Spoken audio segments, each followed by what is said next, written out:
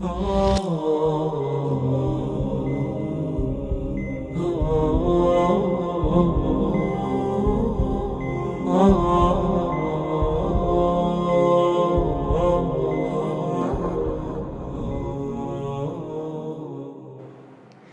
الله الرحمن الرحيم وبه نستعين.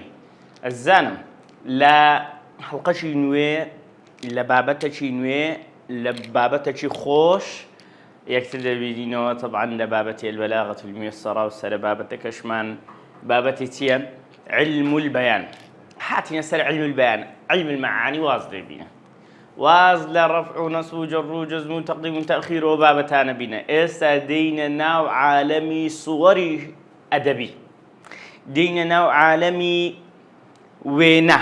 ئەوانەی کە حەزیان لە خەیاڵە بابێن لەگەڵمان بن، ئەوانەی کە حەزیان لە وێنە کێشانە بە قسەکانیان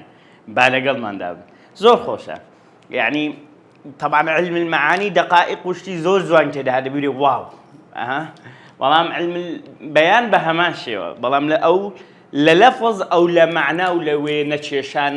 بە کەلیمات. طبعا دین علم البەیان پێشەچێکتان لەسەر دەدەمێت لەبەرەوەی لە پێشەچەکەی چی وای نەدایە لە کتێبەکەیدا. طبعا ئەو جارە کردیتمە پاوەرپۆینت کتێبەکە نییە، شتۆکە مەجال هەبی بەخوای دەیکەمێ، بەخۆی الحەمدلله یعنی ئەوەش نەبی، بەڵام ئیشتراکاتی زۆر لە موقع زەخمەکانی وەکی سلاید گۆ و فری پیک و ئەوانشم هەیە، بەس وەڵڵی لەبەر بێمەجالی ناتوانم بچم شەشی جوانتان نەبۆ ڕێخەمەگەرنا حەقتان و مستحەقن. یعنی ئێستا ئەوە مەسەن کتێبەکەیە ئەمن کە بمەوێ شەشی بنووسم، ئەوە نازم دیارەوە نیە ماوە سەحمەد، ئەوە شەرحە، یعنی ئەو کتێبە ئەو هاپیز دەکەم، دەبی ئەوە بکسم بیکەمە پاوەرپۆینت، پاوەرپۆینتەکەش جوانکەم وەڵڵی هەموو وەختی دەوێت، حتا شەڕحکردنەکەی دەبی بچم چەندین کتێب بخینەوە، زاری وا بۆ لە بۆ حەڵقەی وا بۆ زیاتر لە 10 کتێب دەمەزدەڕ و سەرچاوم تەمشا کردیە، باشە هەتا یەک حەڵقەم شەڕح کردیە، ئەوە وەختی دەوێت، کردنە پاوەرپۆینت وەختی دەوێت، پاوەرپۆینتەکەش جوان بی هەر وەختی دەوێت. زالوێ بەداخەوە ینی حەزم دەکرد بەڕاستی زیاترەوەی بکەین. على أي حال باوربوينت سادة إن شاء الله أو دەستەکەی شەرح دەکەین. علم البيان پێشەچێک پێشەوەی بێنە سەر لاپەڕە 57 کە نووسراوە علم البيان، دواتر دێتە خوارێ و پێناسەی علم البيان دەکات لەناو دوو لاکێشەکەی داوە نییە. با بێ مزای علم البيان پێشەچێک پێشەوەی بچینە ناو مەوزوعەکەی. لوغەتەن ئەوەی تێدا نییە، ئەگەر سۆر بوو ئەوە ناو مەتنەکەیە، ئەگەر سۆر بوو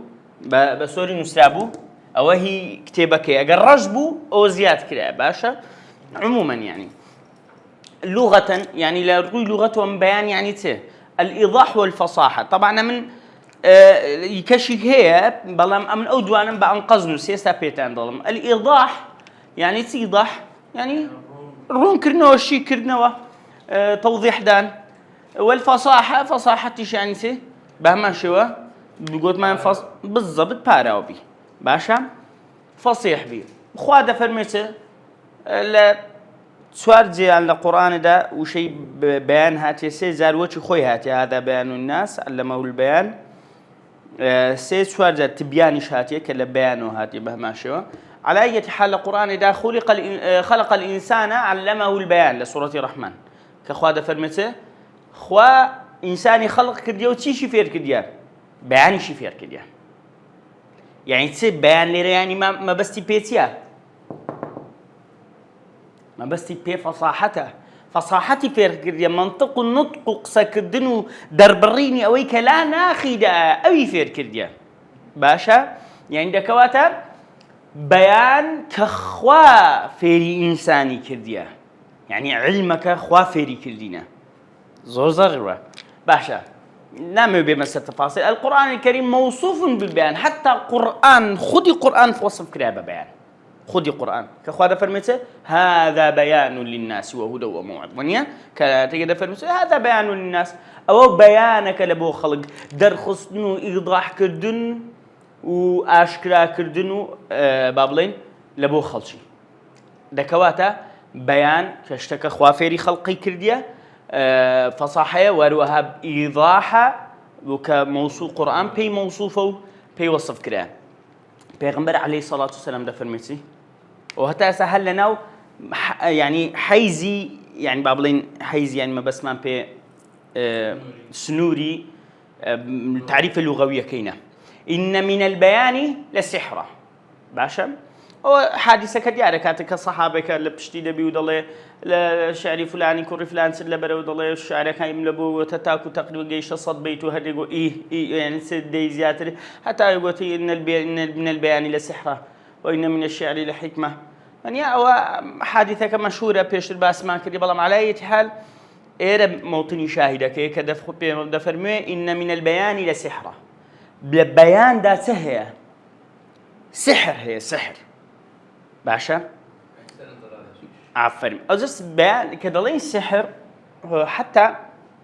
عندك كاتب أنا حزنا وكمنا ينبينم قرآن شان بالسحر وصف كديه كمسلمان ما بس بسحر سي نق أو سحر تعويذي كأمريرين سحر شيء لغوي أقدر بما السحر نق سحر اصطلاحي ويك ديكن ويك كافر بي كافر دبي ويديكا ويك لبوي دكري وإلى آخره نعم إن السحر يعني كابرا مثلا كسحر أوي كاشتغل لبيساوي بيجوري جواني لبيساو ناشرين لبيساو جوان بكا سرنزي راب تشيشي تأثيري ليه بكا رأي بجوري أنا هموي معناه السحر بكاردي باشا أو بابلين لو دفرمينا من البيان إلى السحرة براستي بيان سحري تدا أو سحري بيمتصاصا فرموتي إيه باشا دي قرآن بياني تدانا هذا بيان للناس إيه بيمتصاصا دفرمينا من البيان إلى السحرة ما بس بي سحري زادوها لا ما بس بي السحر يعني اشتكى في دعوان تري لو بابتي كأتوم عقلي من تصور ذكا لو كاتب وبري والله القرآن يعني براستي سحر لإنسان ذكا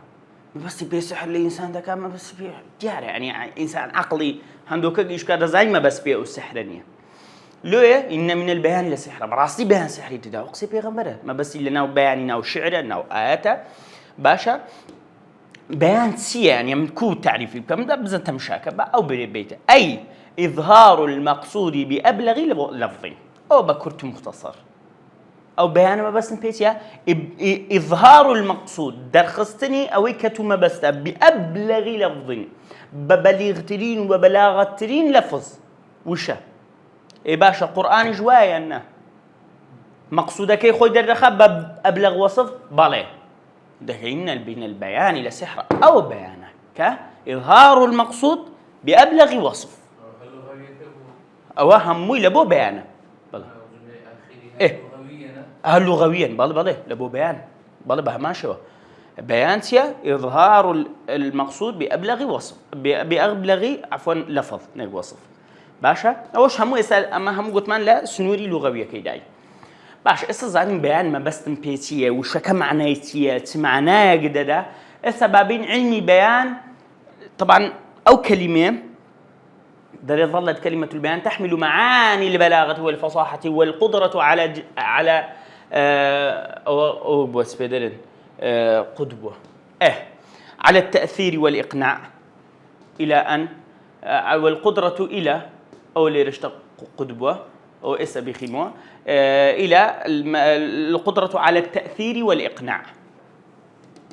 والقدرة على التأثير والإقناع عليه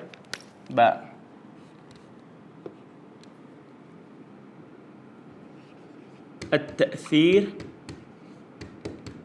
والإقناع باشا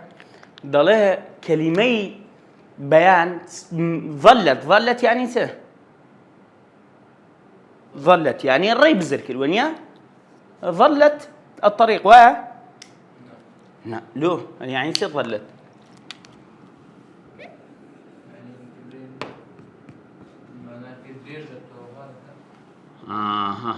ضلت يعني الريب زركل ضلة من الضلال وظلت يعني مايا ودريجبو مايا ظلت كلمة البيان كلمة بيان وما وتون تحمل معاني البلاغة هر أو كلمة بيان حتى وكصالي شصت البستوشش حتى لا يسكاكي خلق كدت جود بيان ساعة مشكي بلاغة فصاحة باشا إقناع كدني برامبر تأثير كدن لبرامبر أو بوشي بيان حتى أو كاتي بس دو سكاكي هاد لصالي شصت بالشش كاكا دين علمي بلاغة سي علمنينا ونيا معاني وبديع بيان كاكا سيب أو علمي بيوسب تشبيه وكناية ومجاز وأنا أو أنا يريد أن أنت بيان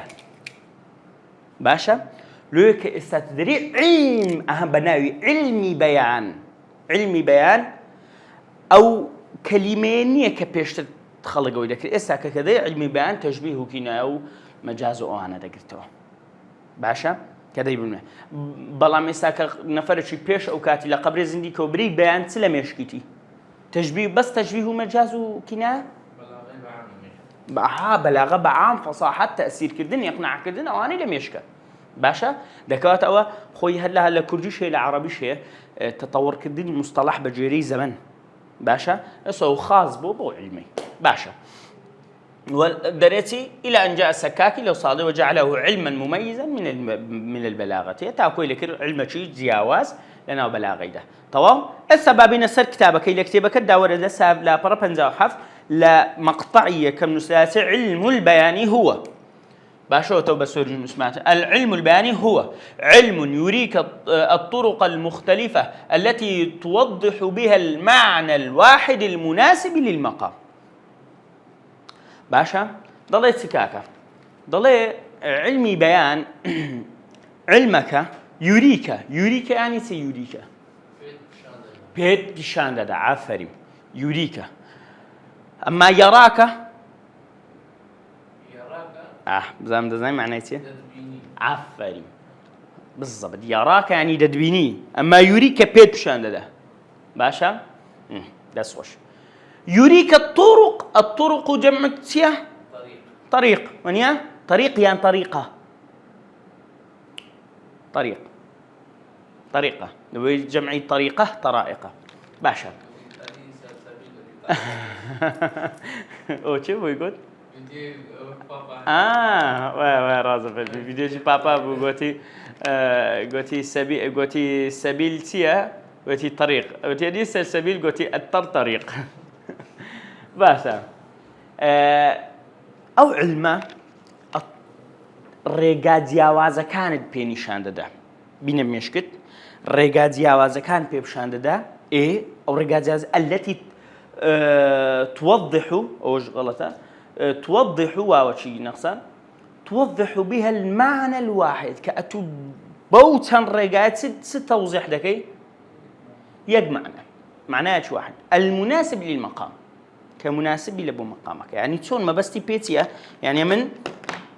تمشاكا او معنى واحد كي ونيا او علمي بيان سلبو دكا او طريقك او طريقتك لبو او معنى علمي بيان او طريقانه بينيشان ده لبو معنى يبسي يعني شو يعني دموي معنى واحد كي اللي ضلي من ده دموي متحيك موسى احمد يبكم بتصريقك متحيكم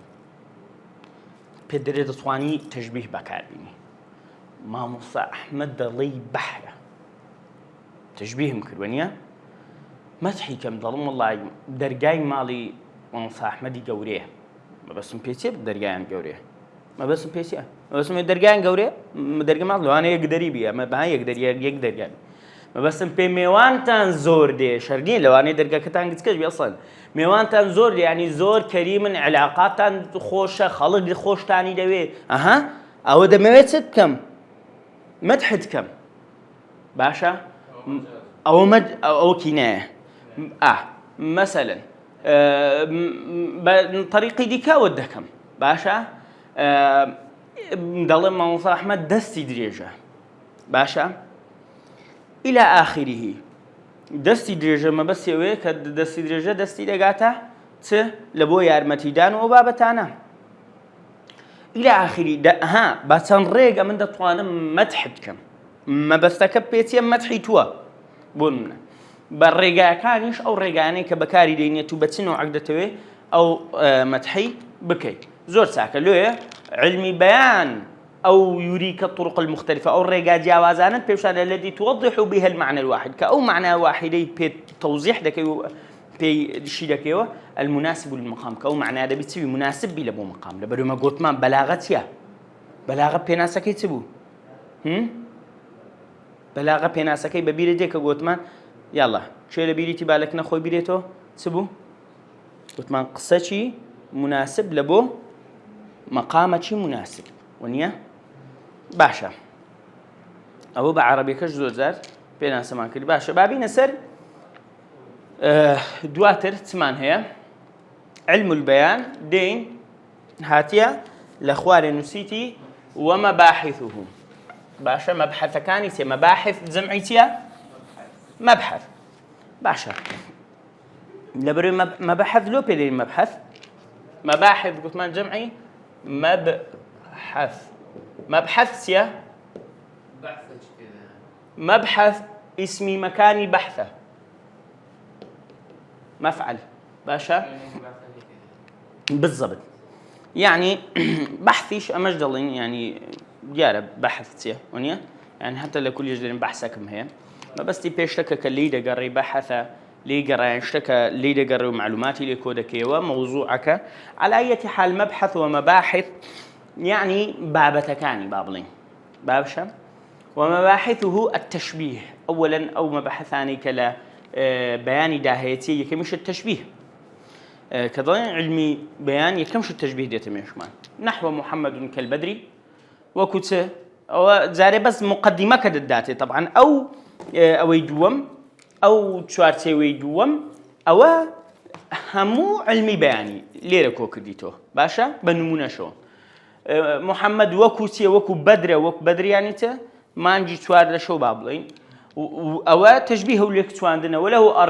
أركاني هي ركنكاني هي وانجوري هي وروها غرضه ما بستيشي هي والمجاز مجاز إشمان هي لأنه علمي بيان ده مجاز يعني سه اشتكى حقيقية منيا يعني كويس مثلا كابرا ديم دستي دروا منيا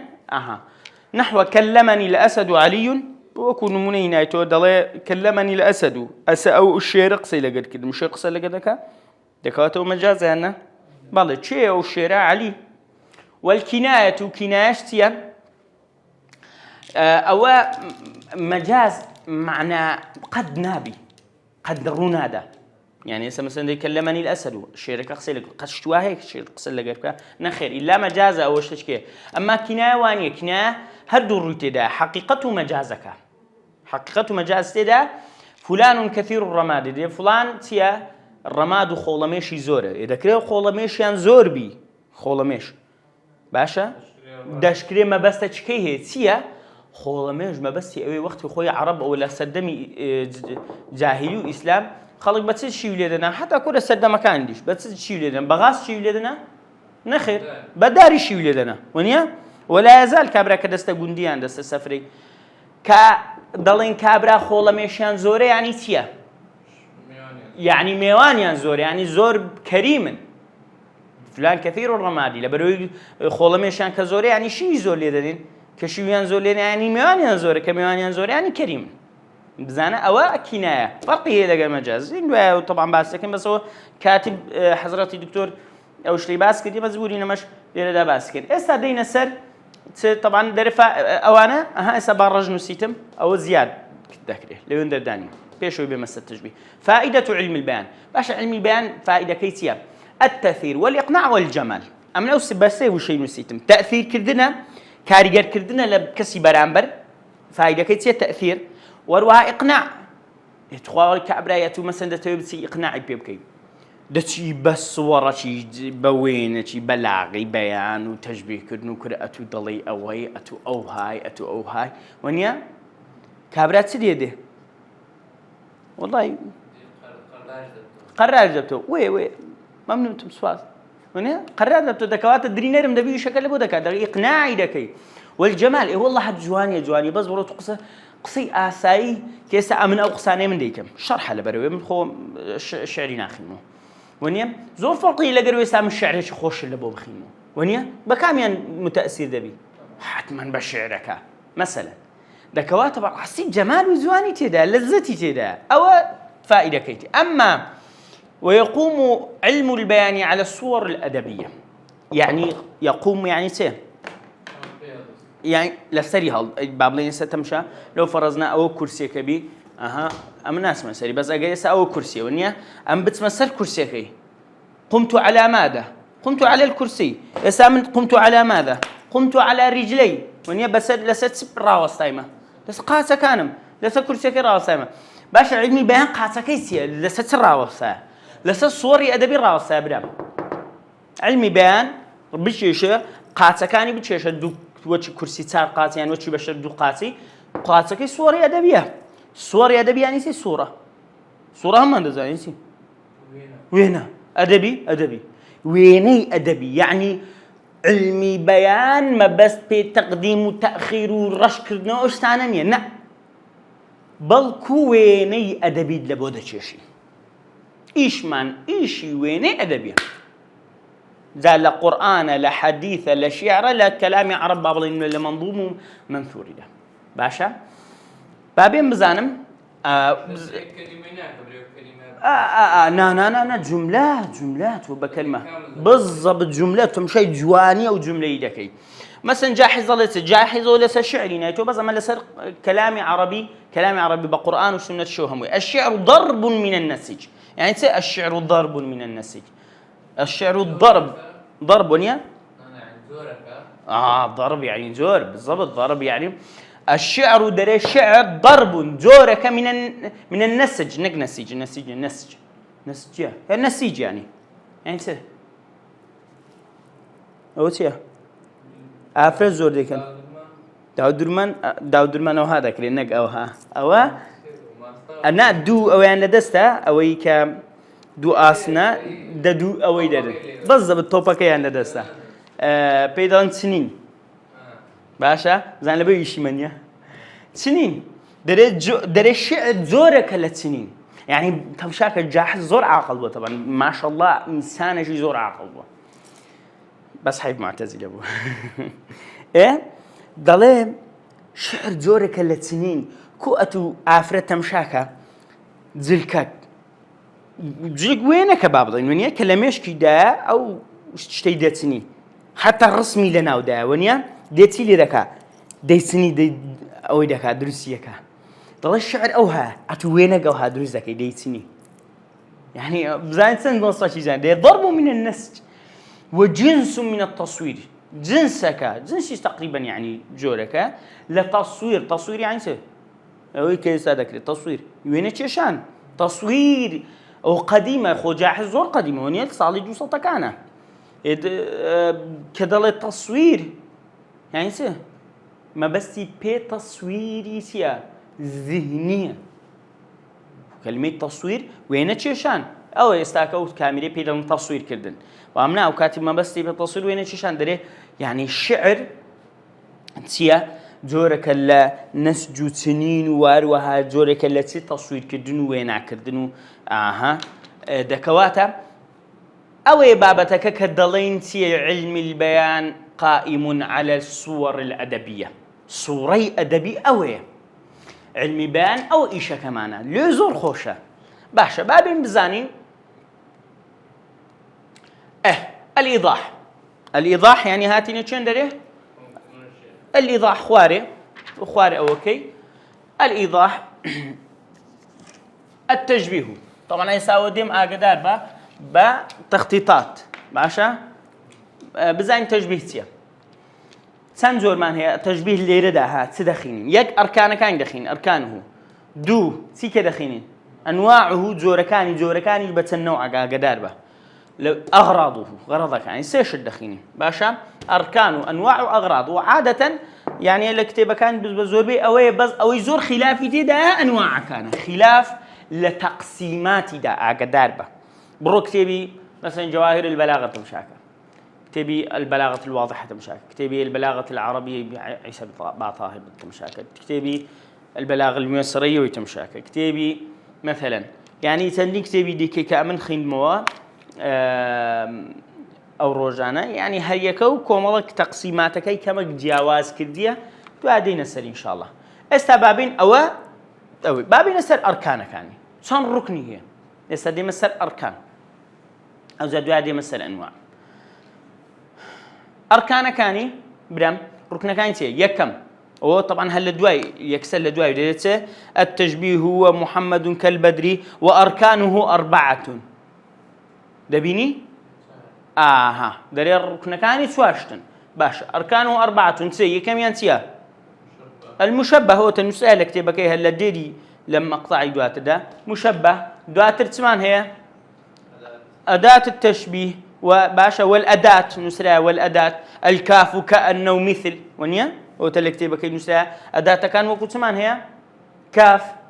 حرف كاف أداة كان وكو كاف حرف كاف مثلا دم كالوردة كا يعني وشي مثل يعني وكو كأنه باشا أو أنا همو أداة شبه باشا أو أنا همو أداتي تشبيه والله كأنك زياوازي دوادين تمشي لكن باشا كافو مثل شبه أو أنا وشكن بس كأنك زياوازي شيء ترتيب أركاني تقدر سوا أو كيس أمن بوت عندنا نسينتي بوش كتابك أو ترتيبها يعني كم شد سدي مشبه ده دوم سدي أداة تشبيه ده سدي معناه أنتيا سيم سدي مشبه به ده تارم وجه الشبه ده يعني أو ترتيبتي وبخوي بوزور ده إلا لك ما داتي نبي إلا لك أني نبي أسدين بأوي تكين مشبه تيا أو شتى أتو بششي ده شبهني لو تو يعني ليتو لو تو ونيا نا ليتو لو دتنا ليتو ونيا ليتو والله أعلم يعني غلط من كتبي ليتو عادي كيا أصلي كان مثلا مانغا كي أو أصلا أو لوتو باشا بابين طبعا أو تمشاك أو بلوي لبير منتين أو هم لكردي أو كجورة دبي أو ملاحظة هي لو دوانا مجورة كردي سابيتان دارم باشا أداة التشبيه يعني سه أمرازي ليك شواندن لبي تشبيه عن ليك شواندن أمرازك أبو أمرازك مثلا دم فلان وكو فلان اشتد ضلي أو اشتيا لكل دي ضلي وكو لا عربي شبه كاف مثل كأنه مشبه به لوتو يعني أو اشتكي بيد سويني كدلم فلان ضلي قولا كد اشتكمان بيد شوان دي مشبه به وجه الشبه يعني سه روي ليك شواندن بس لا تصر وكو ليك دتن وجه الشبه روي ليك شواندن بس تصر وقلتن لي بيك دتن باش البروي استدم ملاحظك مي اللي زياده جاكين لاخرك بابين لو ودوانا مقوره كرديا لو تشوار امر اويدا عفوا اركانيدا دوانيان اصل دوانيان فرع يعني كو دوانيان اصل دوانيان فرع يعني او شوار للذكر دوانيان رجب ابنه دك بلام دوانيان نابي بهيش رجبنه كامل ديار واضحه مشبه به بهيج زورق نابي رش ببتو مشبه به نابي بهيش رجبته او دوانا اصلا او دوانا فرع عندك ري رجب ابنه اجر بيتو اوش رجبته رجبته هر تشبيها بس ملاحظه اجر مشبه يعني مشبه به رجب ابتو دبت استعاره دبت استعاره لو خذ ملاحظه دتوين بنسي اگر مشبه يعني مشبه به رجبته يكتشان لو دوانا رجبته بابتك لتشبيهه دبت استعاره باشا استعاره لكردي تيا بيدلن خواستن باشا يعني بيزنا كبرم علي وكو شيره درم شيرك مديت لبمزقوته باشا مثلا او استعاره كان يديوكا ونيا كان وقت الرجبته مشبه كالرجبته علم هالرش كدته دكواته يعني درم كاكا علي تنجي شيء بشر يعني حيوانية هي حيوانية تنج ونيا أوها يعني أوها ليكر ما بس تنبي وكو الشير واي ليكر مشبه بيه كم رش كدته استعارة مثلا دكواته أوي بابتك با لبو إسن نمونكي كالكتابكي دا دايتي هل كم لدواء إيضاح كان لدواء إيضاح سي نسيا لكتابكي دا نسيت التشبيه نحو محمد كالبدري في الجمال أو بقصتي تأخير مكديا قدار بل لبر ديزاينكي تمشى يكسر لبني مشبهة كمان شيء محمد أداة تشبيهك كاف دیارە وەنی لە کامێرەی مشبه بيه كمان سيا بدر وجه الشبكة في الجمال يعني كوباد بيمشي كم ضليت محمد كالبدر في الجمال محمد وكو بدر لجواني ده محمد بدر طبعا بدر سيا ما نجي سؤال الشو ونيا لازم تبين بكوني ما نجي سؤال الشيء بيناره المهم باشا كمان تواو خروج جوان دبي دري محمد وكو بدرة لجواني دا دكواتا روي بيكتوني محمد لجر بدر لتسدا لجر ويدا محمد مثلا يعني اجر لجر بابلين ناي بيغمبر ما نبي عليه الصلاه والسلام هل سندويش حديثيك وكو بدرة ونيا او هيت وكو بابلين كسش اساي محمد مثلا بريم مانغ والله برده برده حاجه ونيا يعني وكو زي برده بابلين برده ايش برده؟ نعم ليقروا يبيقدتن ليقروا كدم فلان شير خوها دولار زناب دول اونيا وشير حيوانه مش حيوانه وقصيك خلتي اسايدك اونيا والله شير ايش حيوانه قصتي دولار زناب قصتي هل قريبا نيكا اشا قصتي هيتا لبرم بيقروا بيچان دشو بينم ليقروا باش وش تمشاكا وش حديث بيغمبر صلى الله عليه وسلم دزاين ابو سفيان بتسدف سفياني أبو سفيان باكر وحشي لشويني وي ك خدختكي باشا حماري وحشي أبو سفيان هذاك وهيك ما بيما بن بابا أو عربنا تيجي يشتينا ونيا تيجي يشتينا كابرات قلت أبو سفيان أوها شان خوي أوها اللي ذكر كيف بدأت كيوم صاصة ما وصفي كذا باشا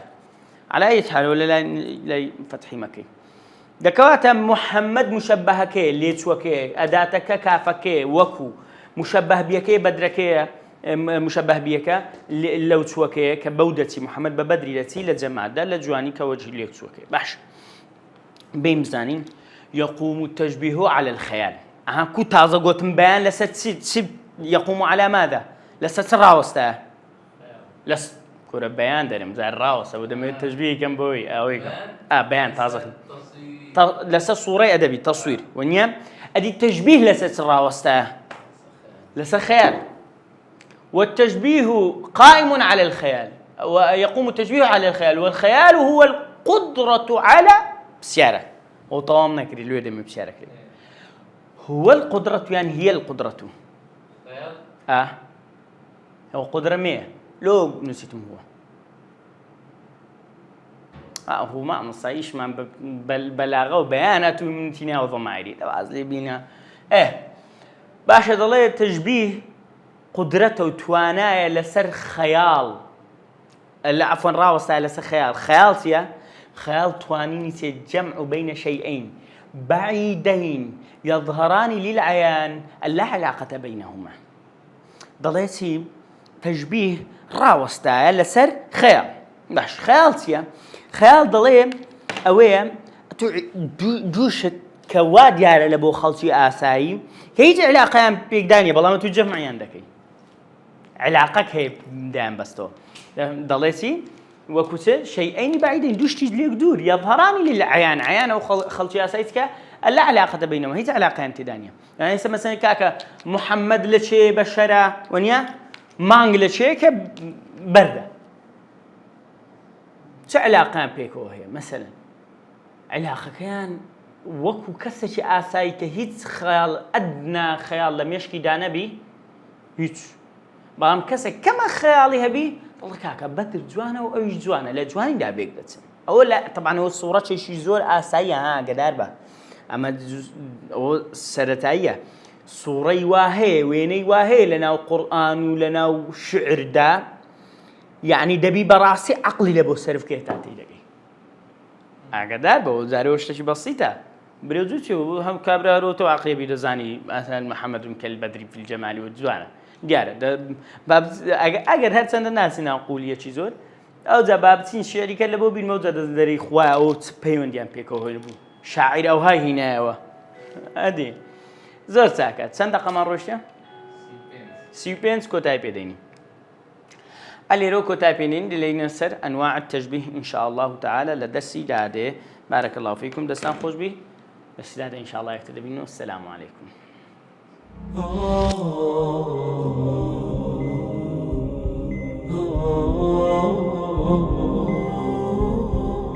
Oh